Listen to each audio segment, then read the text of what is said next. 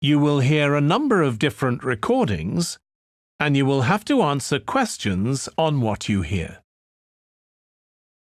There will be time for you to read the instructions and questions, and you will have a chance to check your work. All the recordings will be played once only. The test is in 4 sections. At the end of the test, you will be given 10 minutes to transfer your answers to an answer sheet. Now turn to Section 1.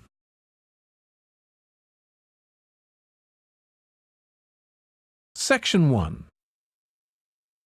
You will hear a man inquiring in a tourist centre about activities suitable for families.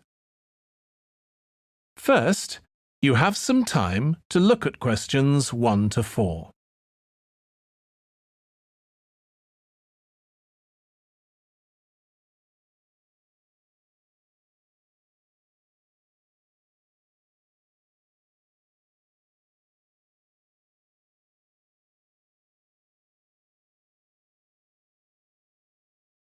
You will see that there is an example that has been done for you. On this occasion only, the conversation relating to this will be played first. Hi, can I help you? I'd like to find out if you have any excursions suitable for families. Sure. How about taking your family for a cruise? We have a steamship that takes passengers out several times a day. It's over 100 years old. The cruise takes place on a steamship. So steamship has been written in the space. Now we shall begin. You should answer the questions as you listen because you will not hear the recording a second time. Listen carefully and answer questions 1 to 4. Hi, can I help you? I'd like to find out if you have any excursions suitable for families. Sure. How about taking your family for a cruise? We have a steamship that takes passengers out several times a day. It's over 100 years old. That sounds interesting. How long is the trip? About an hour and a half. And don't forget to take pictures of the mountains. They're all around you when you're on the boat and they look fantastic. Okay. And I assume there's a cafe or something on board? Sure. How old are your children? My daughter's 15 and my son's 7. Right. Well, there are various things you can do once you've crossed the lake to make a day of it. One thing that's very popular is a visit to the country farm. You're met off the boat by the farmer and he'll take you to the holding pens where the sheep are kept. Children love feeding them. My son would love that. He really likes animals. Well, there's also a 40-minute trek round the farm on a horse if he wants. Do you think he'd manage it? He hasn't done that before. Sure. It's suitable for complete beginners. Good. And again, visitors are welcome to explore the farm on their own, as long as they take care to close gates and so on. There are some very beautiful gardens along the side of the lake which also belong to the farm. They'll be just at their best now. You could easily spend an hour or 2 there. Okay, well, that all sounds good. And can we get lunch there? You can, and it's very good, though it's not included in the basic cost. You pay when you get there. Right. Before you hear the rest of the conversation, you have some time to look at questions 5 to 10.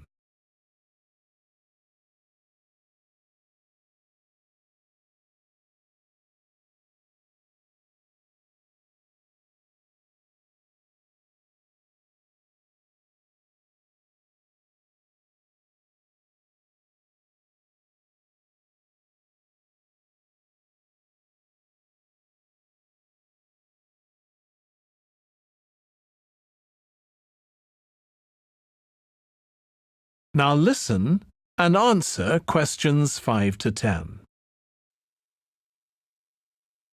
So, is there anything else to do over on that side of the lake?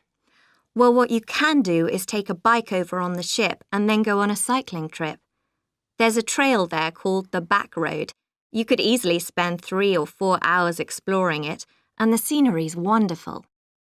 They'll give you a map when you get your ticket for the cruise. There's no extra charge. What's the trail like in terms of difficulty? Quite challenging in places. It wouldn't be suitable for your 7-year-old. It needs someone who's got a bit more experience. Well, my daughter loves cycling, and so do I, so maybe the two of us could go, and my wife and son could stay on the farm. That might work out quite well. But we don't have bikes here. Is there somewhere we could rent them? Yes, there's a place here in the city. It's called Ratcheson's. I'll just make a note of that. How do you spell it? Ratchesons.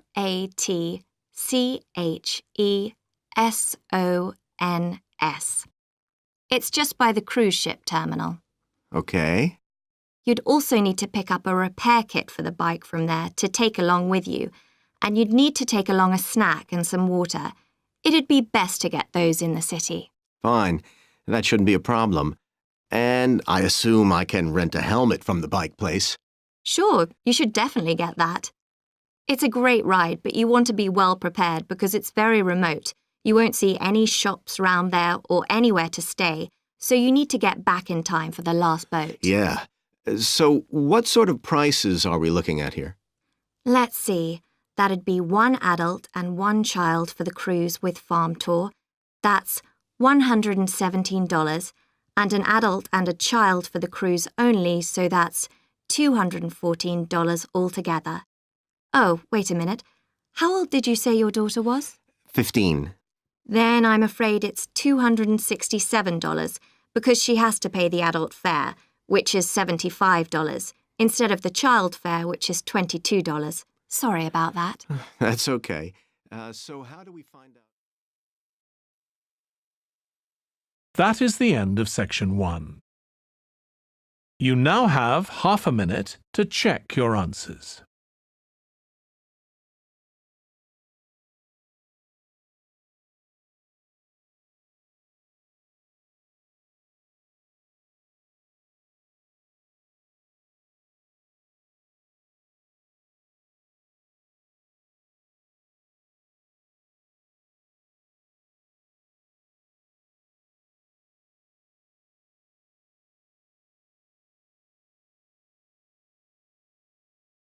Now turn to section 2.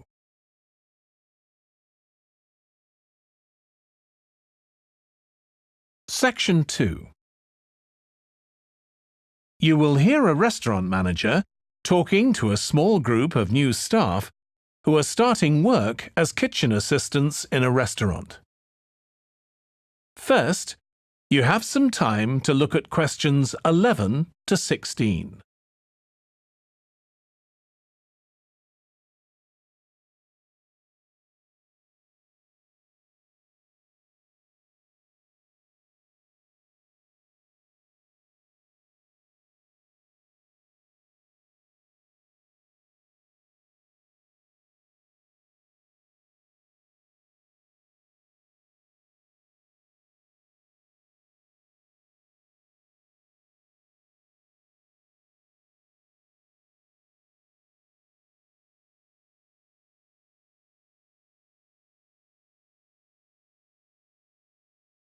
Now listen carefully and answer questions 11 to 16.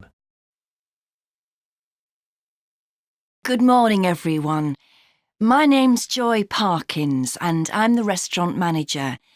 And I understand that none of you have had any previous experience as kitchen assistants. Well, you might be feeling a bit nervous now, but most of our kitchen assistants say they enjoy the work. OK, they might get shouted at sometimes, but it's nothing personal. And they're pleased that they have so many different things to do, which means they never get bored. And I'll tell you straight away that if you do well, we might think about moving you up and giving you some more responsibility. Right, well, you've all shown up on time, which is an excellent start. Now, I'm glad to see none of you have unsuitable footwear, so that's good. You need to be careful as the floors can get very wet and slippery. Those of you with long hair have got it well out of the way, but some of you'll need to remove your rings and bracelets. Just put them somewhere safer today, and remember to leave them at home tomorrow, as they can be a safety hazard. Now, it's going to be a busy day for you all today. We don't have any tables free for this evening, and only a few for lunch. Fortunately, we've got our head chef back. He was away on holiday all last week, which meant the other chefs had extra work. Now, I'll tell you a bit more about the job in a minute, but first, some general regulations. For all of you, whatever your age, there's some equipment you mustn't use until you've been properly trained, like the waste disposal system, for example, for health and safety reasons. Then I think there are 2 of you here who are under 18. That's Emma and Jake, isn't it? Right, so for you 2, the meat slicer is out of bounds, and of course none of you are allowed to use the electric mixer until you've been shown how it works. Now, you may have heard that this can be a stressful job, and I have to say that can be true. You'll be working an 8-hour day for the first week, though you'll have the chance to do overtime after that as well if you want to. But however long the hours are, you'll get a break in the middle. What you will find is that you're on your feet all day long, lifting and carrying. So, if you're not fit now, you soon will be. You'll find you don't have much chance to take it easy. When someone tells you to do something, you need to do it straight away. But at least we do have a very efficient air conditioning system compared with some kitchens. Before you hear the rest of the talk, you have some time to look at questions 17 to 20.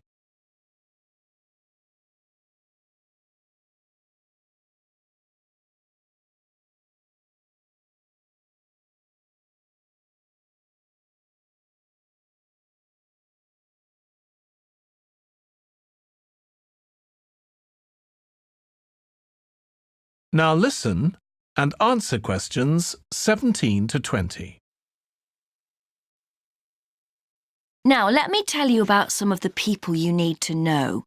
So, as I said, I'm Joy Parkins, and I decide who does what during the day and how long they work for. I'll be trying to get you to work with as many different people in the kitchen as possible, so that you learn while you're on the job. One person whose name you must remember is David Field. If you injure yourself at all, even if it's really minor, you must report to him, and he'll make sure the incident is recorded and you get the appropriate treatment. He's trained to give basic treatment to staff himself, or he'll send you off somewhere else if necessary. Then there's Dexter Wills. He's the person you need to see if you smash a plate or something like that. Don't just leave it and hope no one will notice. It's really important to get things noted and replaced, or there could be problems later. And finally, there's Mike Smith. He's the member of staff who takes care of all the stores of perishables.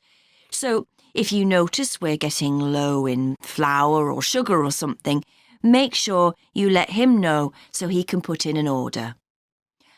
OK, now the next thing we need to cover. That is the end of section 2. You now have half a minute to check your answers.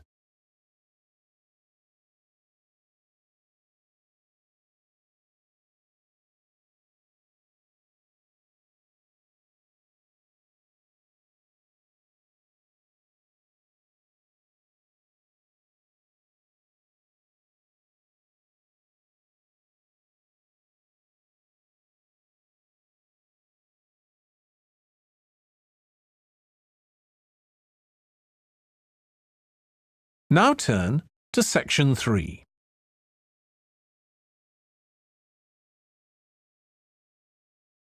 Section 3.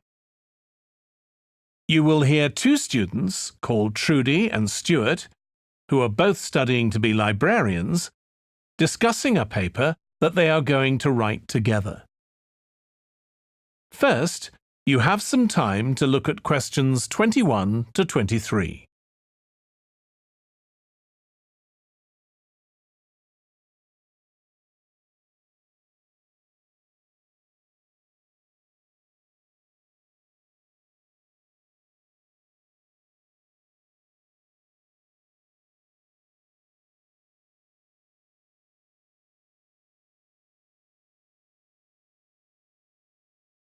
Now listen carefully and answer questions 21 to 23.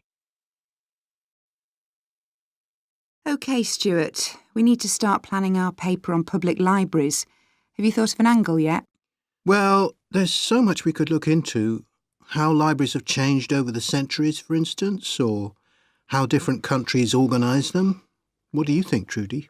Maybe we should concentrate on this country and try and relate the changes in libraries to external developments, like the fact that far more people can read than a century ago, and that the local population may speak lots of different languages. We could include something about changes in the source of funding too. Yes, but remember we're only supposed to write a short paper, so it's probably best if we don't go into funding in any detail. Right. Well, shall we just brainstorm a few ideas to get started? OK. We obviously need to look at the impact of new technology, particularly the internet. Now that lots of books have been digitalised, people can access them from their own computers at home. And if everyone did that, libraries would be obsolete. Yes. But the digitalised books that are available online for free are mostly out of copyright, aren't they? And copyright in this country lasts for 70 years after the author dies. So you won't find the latest bestseller or up-to-date information. That's an important point.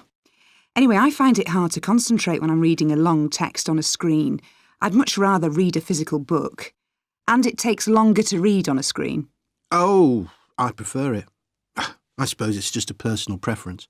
I expect the libraries will go on evolving in the next few years. Some have already become centres where community activities take place, like local clubs meeting there. I think that'll become even more common. I'd like to think so. And that they'll still be serving their traditional function, but I'm not so sure. There are financial implications after all. What I'm afraid will happen is that books and magazines will all disappear and there'll just be rows and rows of computers. They won't look anything like the libraries we're used to. Well, we'll see. Before you hear the rest of the discussion, you have some time to look at questions 24 to 30.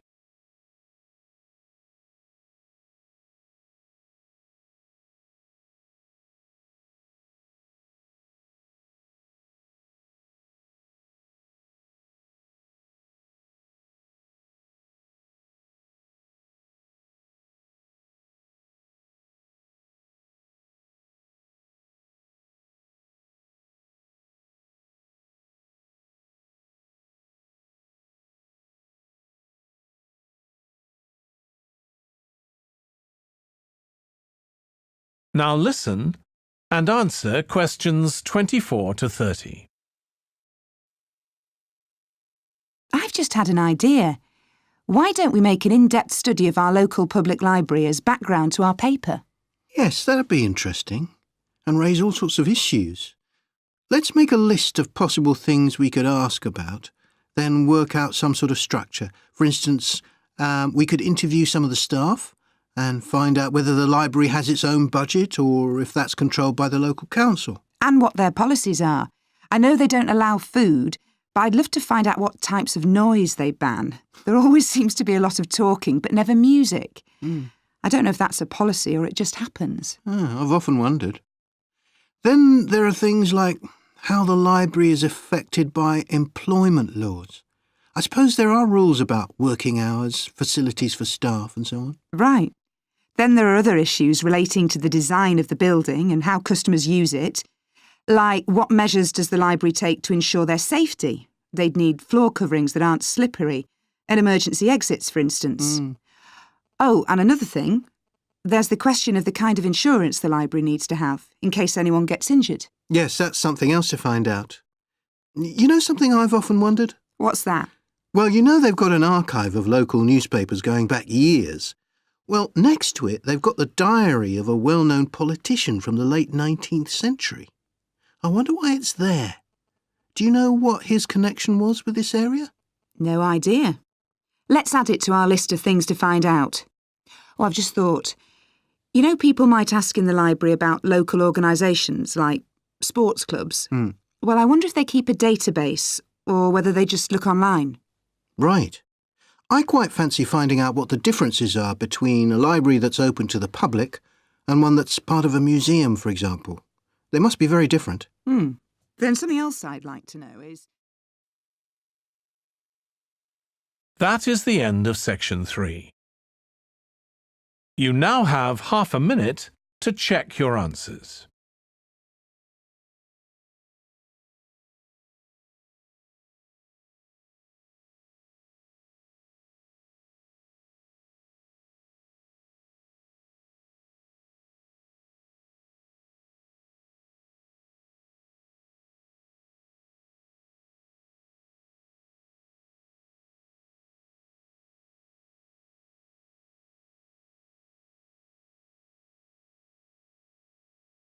Now turn to section 4.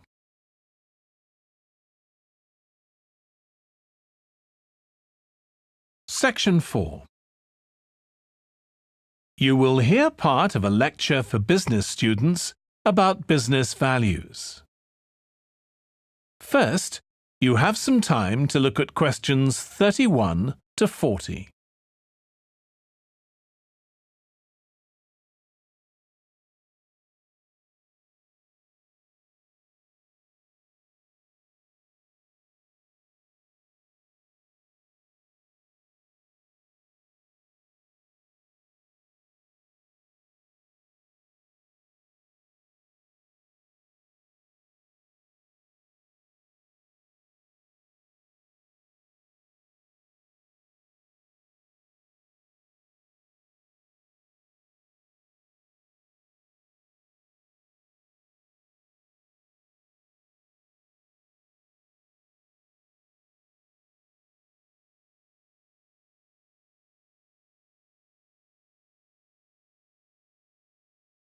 Now listen carefully and answer questions 31 to 40. In public discussion of business, we take certain values for granted. Today, I'm going to talk about 4 of them: collaboration, hard work, creativity, and excellence. Most people would say they're all good things. I'm going to suggest that's an oversimple view. The trouble with these values is that they're theoretical concepts, removed from the reality of day-to-day business.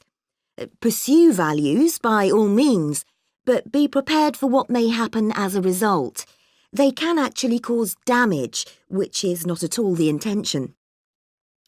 Business leaders generally try to do the right thing, but all too often the right thing backfires if those leaders adopt values without understanding and managing the side effects that arise. The values can easily get in the way of what's actually intended. OK, so the first value I'm going to discuss is collaboration. Let me give you an example. On a management training course I once attended, we were put into groups and had to construct a bridge across a stream, using building blocks that we were given. The rule was that everyone in the team had to move at least one building block during the construction. This was intended to encourage teamwork. But it was really a job best done by one person.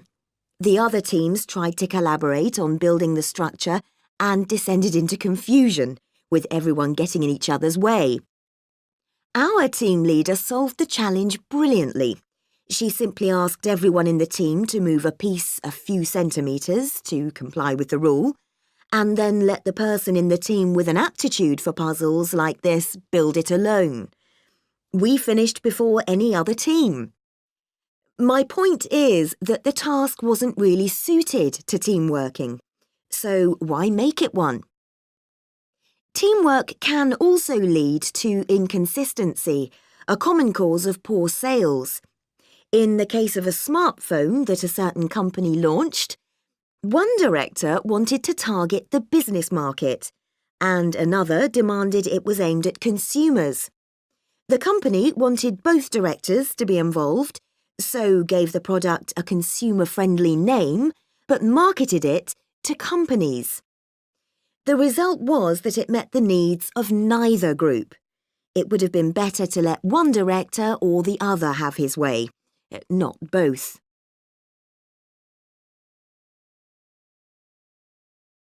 Now, industriousness, or hard work. It's easy to mock people who say they work hard. After all, a hamster running around in a wheel is working hard and getting nowhere. Of course, hard work is valuable, but only when properly targeted. Otherwise, it wastes the resources that companies value most, time and energy, and that's bad for the organisation. There's a management model that groups people according to 4 criteria: clever, hard-working, stupid, and lazy. Here, lazy means having a rational determination not to carry out unnecessary tasks. It doesn't mean trying to avoid work altogether. Most people display 2 of these characteristics, and the most valuable people are those who are both clever and lazy. They possess intellectual clarity and they don't rush into making decisions. They come up with solutions to save the time and energy spent by the stupid and hard-working group. Instead of throwing more man-hours at a problem, the clever and lazy group looks for a more effective solution. Next, we come to creativity. This often works well. Creating an attention-grabbing TV commercial, for example, might lead to increased sales. But it isn't always a good thing. Some advertising campaigns are remembered for their creativity without having any effect on sales. This happened a few years ago with the launch of a chocolate bar. Subsequent research showed that plenty of consumers remembered the adverts, but had no idea what was being advertised.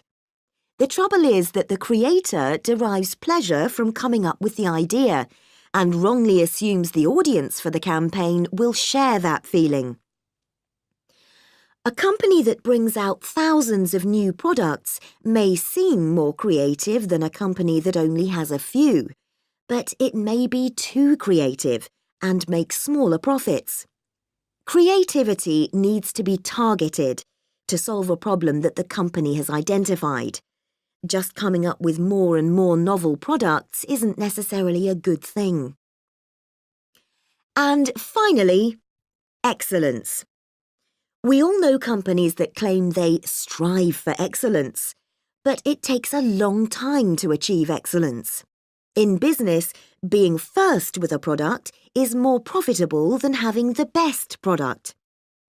A major study of company performance compared pioneers, that is, companies bringing out the first version of a particular product, with followers, the companies that copied and improved on that product. The study found that the pioneers commanded an average market share of 29%, while the followers achieved less than half that, only 13%, even though their product might have been better. Insisting on excellence in everything we do is time-consuming, wastes energy, and leads to losing out on opportunities. Sometimes second-rate work is more worthwhile than excellence. Make sure it's excellent sounds like a good approach to business, but the just get started approach is likely to be more successful. That is the end of section 4. You now have half a minute to check your answers.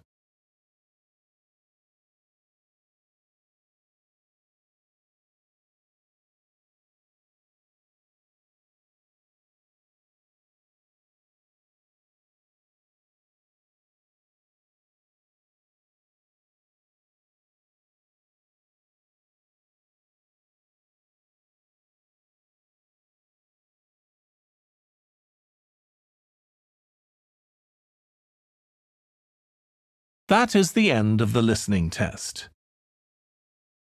In the IELTS test, you would now have 10 minutes to transfer your answers to the answer sheet.